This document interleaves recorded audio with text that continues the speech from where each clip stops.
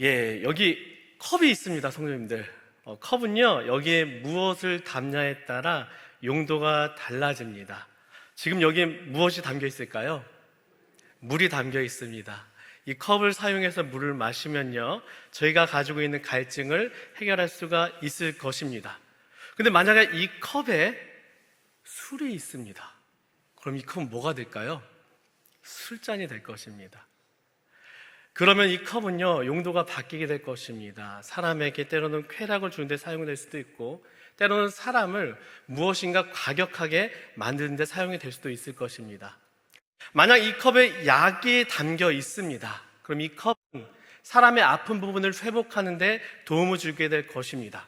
그런데 반면에 이 컵에 독이 들어있다면 이 컵은 어떤 사람의 생명을 앗아가는데 굉장히 큰 영향을 주게 될 것입니다. 이처럼 컵은 무엇을 담으냐가 굉장히 중요합니다. 무엇을 담느냐에 따라 그 목적과 용도가 바뀌어지기 때문입니다. 오늘 본문에서 바울은요, 예수 그리스도를 믿는 그리스도인들은 당시 어디서나 쉽게 볼 수 있는 질그릇을 가지고 있다고 말합니다. 그리스도의 삶이 마치 질그릇과 같다고 말하고 있습니다. 그리고 그 그릇에 굉장히 중요한 것을 담았다고 바울은 말하고 있습니다. 담고 있는 것이 얼마나 소중했으면은 바울은 그 그릇에 담긴 것을 향해 보배라고까지 표현을 사용하고 있습니다. 이 시간 말씀을 통하여서 바울이 말한 이 보배가 무엇인지 우리가 좀 함께 발견했으면 좋겠습니다. 그리고 그 보배를 지금 나라는 그릇, 내 삶의 그릇에 잘 담고 있는지 이 시간 함께 확인해 보는 시간이 되길 간절히 바랍니다. 오늘 본문 말씀 7절 함께 읽도록 하겠습니다. 7절 말씀 함께 읽겠습니다. 우리가 이 보배를 질그릇에 가졌으니 이는 심히 큰 능력은 하나님께 있고 우리에게 있지 아니함을 알게 하려 함이니라. 아멘. 바울은 우리를 무엇이라고 표현합니까? 질그릇이라고 표현합니다. 흙으로 만든 그릇으로서 질그릇은요, 당시 본문의 시대에 어디서나 쉽게 볼 수 있는 다양한 용도로 사용되는 그릇이었습니다. 근데 바울은요, 이 우리라는 평범한 질그릇이 그 안에 보배를 담고 있다고 편지를 쓰고 있습니다. 그렇다면 이 보배는 무엇일까요? 이 오늘 본문의 앞전 6절은요, 그 보배가 무엇인지 우리에게 이렇게 증거하고 있습니다. 본문 6절 말씀 우리가 화면을 보면서 함께 읽어보도록 하겠습니다. 어두운 데에 빛이 비치라 말씀하셨던 그 하나님께서 예수 그리스도의 얼굴에 있는 하나님의 영광을 아는 빛을 우리 마음에 비추셨느니라. 아멘. 태초에는 아무것도 없던 흑암의 상태였습니다. 근데 그 가운데 하나님께서 빛이 있으라 말씀하시면서 이 세상을 창조하셨습니다. 그리고 그 하나님께서 빛을 우리 마음에, 우리의 삶에 비춰주셨습니다. 우리 삶에 하나님께서 비춰주신 빛이 구체적으로 어떤 빛이냐? 6절 가운데 구절을 보면요, 이렇게 설명하고 있습니다. 예수 그리스도의 얼굴에 있는 하나님의 영광을 아는 빛. 여러분, 우리가 하나님이라고 하면은요, 때로는 굉장히 주관적으로 느낄 때가 있습니다. 마치 하나님이 내가 믿는다고는 하지만 실제적으로 나의 삶에는 전혀 상관없는, 하나님은 하늘에 계신 분, 나는 땅에 있는 사람, 이렇게 인식하며 살아갈 때가 있습니다. 하나님이 나보다 너무나 멀리 계시기 때문에, 그리고 차원적으로 나와는 존재할 수 없는, 비교할 수 없는 너무나 크신 분이기 때문에 오늘 내가 하루하루 살아갈 때 때로는 하나님을 나와 아무 상관없는 분이라고 생각할 때가 있습니다. 입으로는요, 내가 하나님을 믿습니다, 말은 합니다. 하지만 구체적으로 오늘 이 시간 내 삶에서 하나님을 내가 어떻게 믿어야 할지, 하나님이 나에게 어떠한 존재하지가 명확하지 않을 때가 있습니다. 마치 신앙이 흐린 안개와도 같습니다. 그러나 성도님들, 하나님께서는요, 우리와 관계 맺기를 원하십니다. 보통 관계가 아니라 사람과 사람이 만나는 것처럼, 마치 친한 사람이 만나 친한 친구가 되는 것처럼 하나님께서는 오늘 이 시간 우리와 인격적인 관계를 맺기 원하십니다.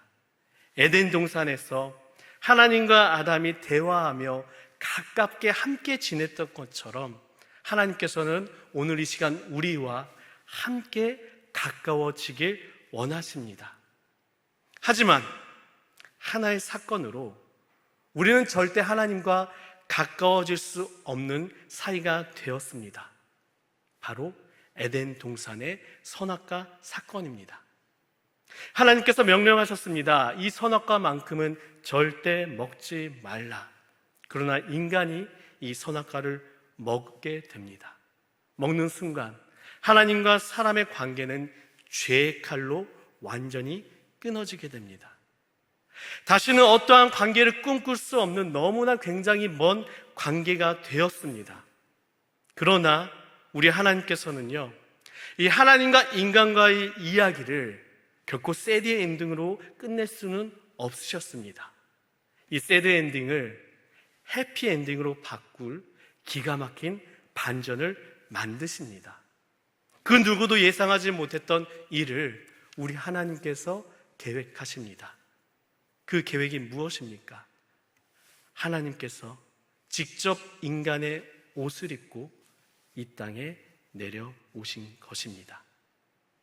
인간의 몸으로 오신 하나님께서 심지어 직접 십자가를 지심으로 끊어졌던 하나님과 인간인 우리의 관계가 다시 연결이 되었습니다. 믿으십니까? 그분이 바로 예수 그리스도입니다. 예수님을 통해 우리는요, 하나님이 어떤 분이신지 막연했던 하나님을 이제는 구체적으로 알게 됩니다. 예수님께서 이 땅에서 살아가신 그 모습을 통하여서 오늘 이 시간 우리가 어떻게 살아야 하는지 알려주십니다. 예수님을 통하여서 어떤 삶이, 오늘 우리가 어떤 말을 해야 되는지, 우리가 오늘 손으로 어떠한 행동을 해야 되는지, 우리가 오늘 발걸음으로 어디로 가야 되는지 알게 해주셔서 하나님께 영광 돌리는 방법을 알게 해주십니다. 바로 이 예수 그리스도가 오늘 본문 가운데 간절하게 바울이 증거한 우리 삶의 보배, 예수 그리스도입니다. 우리는 예수 그리스도가 전한 메시지를 우리의 일상의 삶이라는 이 질그릇에 반드시 담아야 한다는 것입니다. 우리가 신앙생활을 하면서요, 때로는요, 마치 사방에 꽉 갇혀 있는 것처럼, 무엇인가 문제가 꽉 우겨싸고 있는 것처럼 그런 상황을 만날 때가 있습니다. 그때 우리 마음 가운데 이런 마음이 생기죠. 왜 다들 나한테만 이러는 걸까? 내가 어떻게든 이겨내보려고 하지만 하는 일마다 신기하죠? 다 풀리지가 않습니다. 너무나 답답합니다. 하지만 그 답답한 상황 가운데 바울은 두 가지를 기억하라고 증거합니다. 먼저 우리가 기억해야 할 하나는 보배를 담을 수 있는 질그릇소의 특권이 우리에게 있다는 것입니다. 이 특권은요, 여러분, 그 누구에게나 있는 것이 아닙니다. 오직 예수 그리스도를 믿는 하나님의 자녀된 자에게만 주어지는 유일한 특권입니다. 고난 가운데 우리는 이 특권을 기억해야 됩니다. 두 번째 기억해야 할 것이 있습니다. 그것은 무엇이냐? 우리의 삶은요, 언제나 연약함과 한계 가운데 살아가고 있다는 현실입니다. 앞에 말씀드린 건 특권이에요. 근데 후자는요, 이상하죠. 이 땅에서 우리가 살면서 무엇인가 환경의 지배를 받고 육신의 연약함으로 죽을 수밖에 없는 우리의 연약한 존재임을 드러내는 것입니다. 뭔가 둘이 안 맞지 않나요? 하나님의 자녀란 엄청난 큰 특권을 받았음에도 불구하고 왜 우리가 하루하루를 살아갈 때 마치 사방으로 우겨싼 것 같은 그 고난을 우리가 왜 받아야 되는 것입니까? 그 이유는 여기에 있습니다. 우리가 비록 특권은 받았지만, 고난을 경험해야지만 나의 한계를 내가 인정하고 고난을 통해서 나의 연약함을 알 수 있게 된다는 것입니다.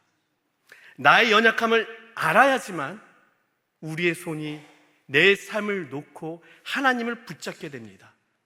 내가 하나님을 붙잡을 때에 비로소 하나님께서 우리에게 주신 하나님의 자녀의 특권을 구체적으로 현실적으로 누릴 수 있게 된다는 것입니다. 만약 우리가 연약함을 경험하지 못한다면요, 우리는 분명 스스로 하나님보다 높아지려고 할 것입니다. 바벨탑 사건 기억하십니까?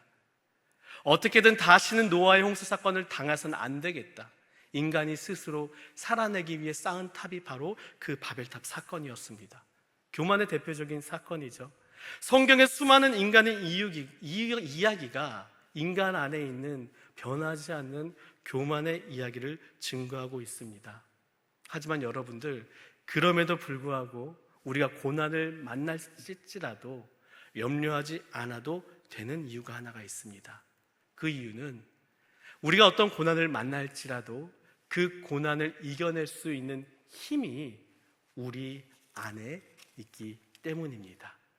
내 안에 예수 그리스도란 이 보배가 있기 때문에 오늘 내가 만나게 되는 그 고난을 만날지라도, 우리가 넘어질지라도 다시 일어날 수 있게 되는 것이고, 내 안에 예수 그리스도라는 이 보배가 있기 때문에 내가 사방에 우겨 쌓여 있는 것 같으면서도 그 가운데 한가운데 줄기 빛으로 오신 예수 그리스도로 피할 길이 보인다는 것입니다.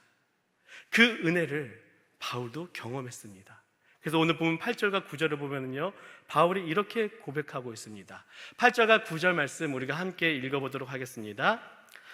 우리가 사방으로 우겨쌈을 당하여도 쌓이지 아니하며 답답한 일을 당하여도 낙심하지 아니하며 박해를 받아도 버림받지 아니하며 거꾸러뜨림을 당하여도 망하지 아니하고. 아멘. 바울은요, 자신이 경험한 다양한 고난을 이야기합니다. 그리고 이 고난은요, 오늘 우리가 충분히 만날 수 있는 고난입니다. 그 고난은 무엇인가? 먼저 바울이 당한 고난은요, 사방으로 우겨쌈을 당했던 것입니다. 이 우겨쌈은 무엇입니까? 무엇인가 우리의 삶을 계속 누르고 있는 것입니다. 그렇기 때문에 오늘 내 삶이 너무나 괴롭습니다. 때로는 돈이라는 물질이 내 삶을 꽉 누를 때도 있고요, 때로는 성공이라는 그 자리가 내 삶을 꽉 누를 때가 있습니다. 때로는 그 누군가가 너는 이것만은 꼭 해야 돼, 이런 어려운 마음과 책임감을 주면서 우리의 삶을 꽉 눌러버릴 때도 있습니다. 이어서 바울이 경험한 고통은요, 답답한 일입니다. 어떠한 상황이냐? 내가 도무지 무엇을 해야 할지 알 수 없는 너무나 답답한 상황, 그 상태입니다. 예상치 못한 상황이 갑자기 일어나서 내가 도저히 대처할 수 없는 상황이고요, 예상은 했지만 그럼에도 불구하고 이 가운데 내가 할 수 있는 일이 하나도 없기 때문에 너무나 답답한 상황입니다. 이어서 바울이 경험한 고통은 박해입니다. 이 박해는 그냥 박해가 아닙니다. 지금 내가 서 있는 곳을 심지어 떠나게 만들어 버리는, 우리를 무너뜨리는 굉장히 강한 박해입니다. 마지막으로 바울이 당한 고통은요, 거꾸로 트림입니다. 내 삶에 지금 서 있는 이곳에서 가장 낮은 곳으로 던져지는 고통을 말합니다. 자존감을 낮게 만들고요, 그래서 심지어 내가 지금 잡고 있는 것을, 모든 것을 놓게 만들고 모든 것을 포기하게 만드는 굉장히 무서운 고통입니다. 그 한가운데 바울은 있었습니다. 하지만 그 가운데 바울은 무엇이라고 고백합니까? 이렇게 고백합니다. 나를 사방으로 문제가 가득 싸고 있지만 나는 그 문제 가운데 쌓이지 않았습니다. 누가 봐도 나에겐 지금 답답한 일이지만 그럼에도 나는 낙심치 않았습니다. 내가 지금 비록 박해를 받고 있어서 누군가는 나를 향해 야, 너는 버림받았어, 이렇게 말할지라도 나는 단 한 번도 버림받았다는 생각을 해본 적이 없습니다. 문제가 내 삶을 바닥까지 몰아붙여도 나는 단 한 번도 망하지 않았다고 생각했습니다. 성도님들, 바울의 이 고백이 오늘 이 시간 우리의 고백이 되길 간절히 바랍니다. 무엇이 이 상황 가운데 바울에게 고백이 나오게 했겠습니까? 바울의 삶에 담고 있던 바로 보배, 예수 그리스도입니다. 그리스도인의 삶에 예수 그리스도가 담겼을 때 나타나는 능력과 기적을 바울은 오늘 우리에게 간증하고 있는 것입니다. 여러분, 혹시 작은 가시 같은 안 좋은 일임에도 불구하고 혹시 내가 마치 큰 창에 찔린 것처럼 느껴지면서 아파하고 있는 것은 아니신지요? 그렇다면 지금은요, 내 삶에 과연 예수 그리스도가 잘 담겨 있는지 확인해 보셔야 할 때입니다. 이제 다시 우리가 오늘 본문 8절부터 10절을 읽을 텐데요, 읽을 때에 바울과 같은 마음으로 이런 질문을 가지고 읽었으면 좋겠습니다.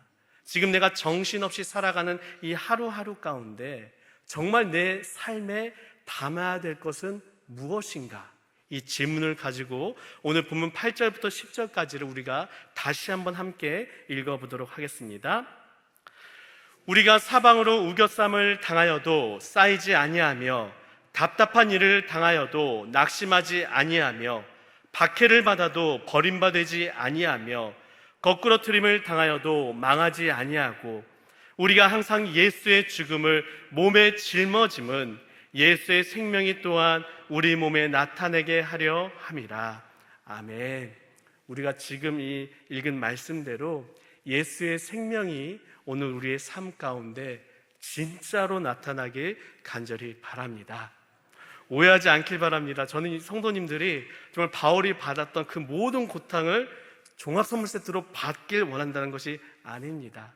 어떠한 상황 가운데서도 예수님을 가까이 만났으면 하는 그 마음으로 드리는 말씀입니다.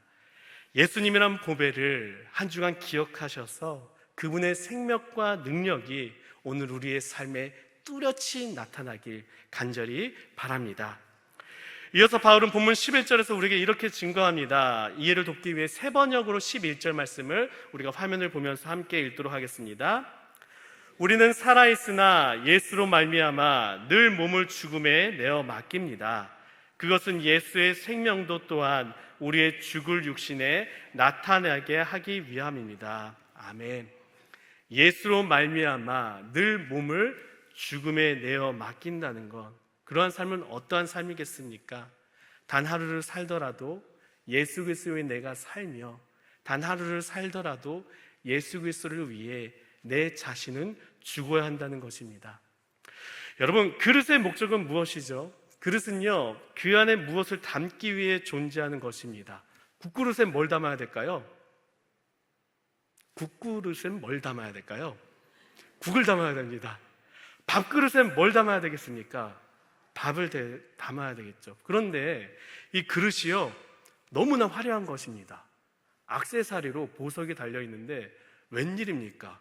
밥그릇에 막 몇백만 원짜리 다이아가 몇 개씩 이렇게 붙어 있습니다.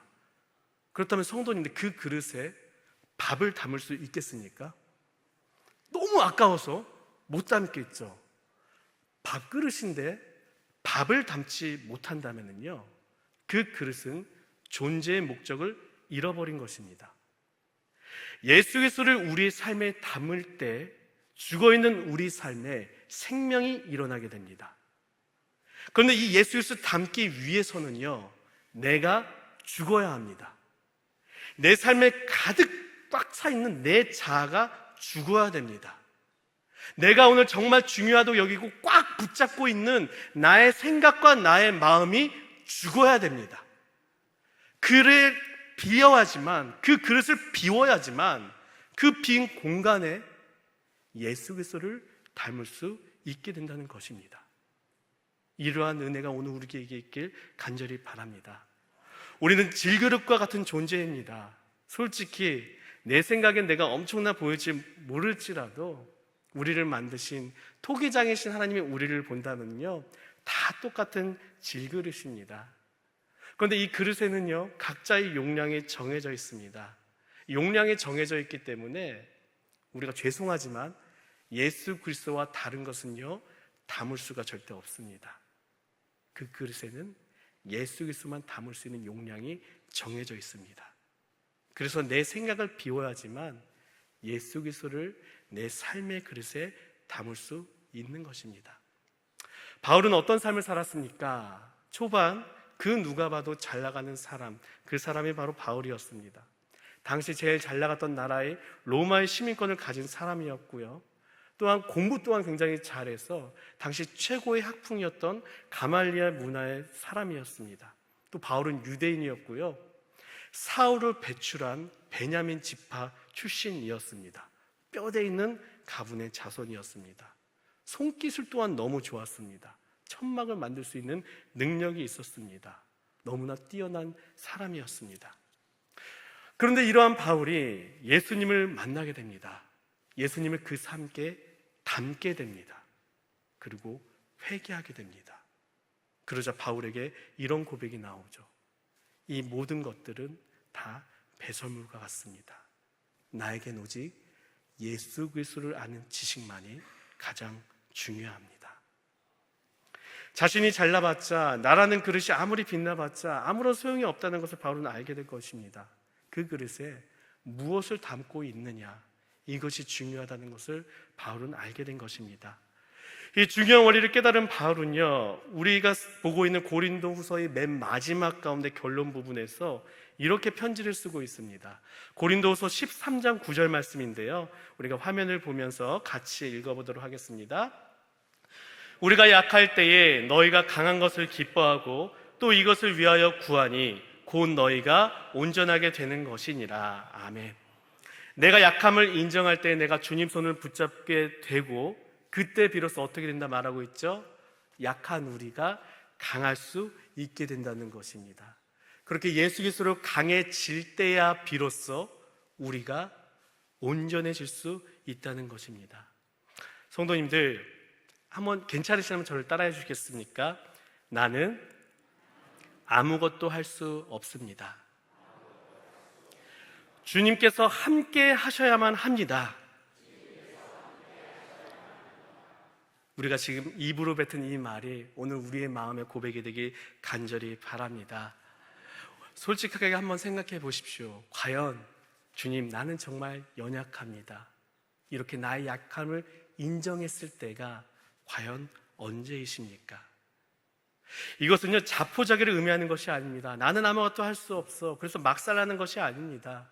나의 무능력함을 인정하는 것에서 끝나는 것이 아니라 아무것도 할 수 없는 그렇게 약한 나를 하나님께서는요, 태초부터 계획하시고 만드시고 그리고 오늘 우리와 함께 일하길 원하시니 하나님의 능력으로 약한 우리가 강해질 수 있다는 것을 인정하라는 것입니다. 그러한 인정이 오늘 우리의 삶 가운데 일어나길 간절히 바랍니다. 말씀을 결론입니다. 단테의 신국이라는 책이 있습니다. 이 책은요, 카톨릭 교리인 지옥과 연옥, 천국에 대해서 단테가 굉장히 디테일하게 쓴 책인데요, 거기 지옥편을 보면은요, 지옥에 들어가는 문에 이러한 문구가 있다고 합니다.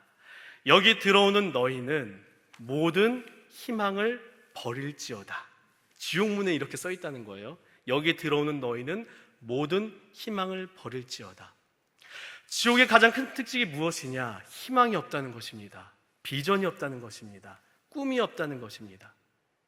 지금 이곳에 우리가 살고 있다고 할지라도 성도인 우리에게 올바른 희망이 없다면요, 지금 내 삶은 마치 지옥과 같이 절망만 가득한 삶처럼 느껴지게 될 것입니다. 그러나 반면에 내가 이 세상을 하루하루 살아가면서 희망이신 보배이신 예수 그리스도를 내 삶에 담고 있다면 그 삶은 기쁨이 넘치는 마치 천국과 같은 하루하루를 살 수 있는 것입니다. 내 마음에 예수 그리스도의 보배가 담기면요, 우리 입술에 이런 찬양이 나옵니다. 주 예수와 동행하니 그 어디나 하늘나라. 이 땅에서 이 찬양을 부르며 매일같이 하나님의 나라를 경험할 수 있게 된다는 것입니다. 성도님들, 이러한 삶을 경험해보고 싶지 않으십니까? 지금 우리 일상에 담고 있는 것은 무엇입니까? 오늘 우리의 삶에는 과연 무엇이 담겨 있었습니까? 예수 그리스도를 담으셔서 이 세상에서 가장 귀한 그릇이 되길 주님의 이름으로 축원합니다.